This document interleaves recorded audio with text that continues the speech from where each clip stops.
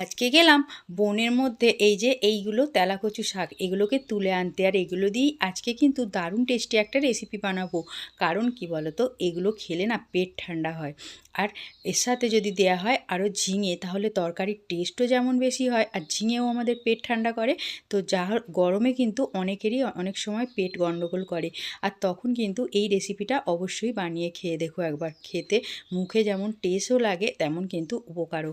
আর এমনিতে যারা এমনি যদি বানিয়ে খেতে চাও তারাও বানিয়ে খেতে পারো অবশ্যই, তবে আমার বরের মতো যদি বাড়িতে এক পিস বর থাকে তাহলে কিন্তু একদমই পারবে না।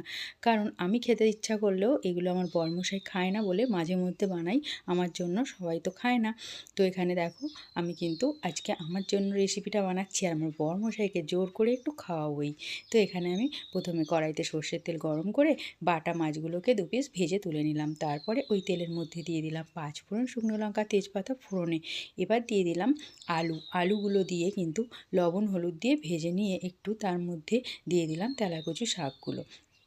তারপরে দিয়ে এর মধ্যে দিয়ে দিলাম একটু নেড়ে চেড়ে ঝিঙে আর কয়েকটা চেরা কাঁচা লঙ্কাও দিয়েছি, আর পরিমাণ মতো হলুদ আর লবণ। ব্যাস, এখানে কিন্তু কোনো বাটা মশলা আমি ব্যবহার করিনি।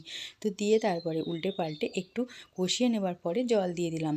জল দিয়ে আর ঢাকনা চাপা দিয়ে একটু সেদ্ধ হতে দেবো।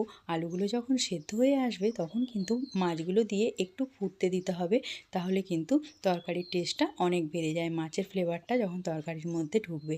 তো এইভাবে একবার বানিয়ে খেয়ে দেখো, ভালো লাগলে ভিডিওতে লাইক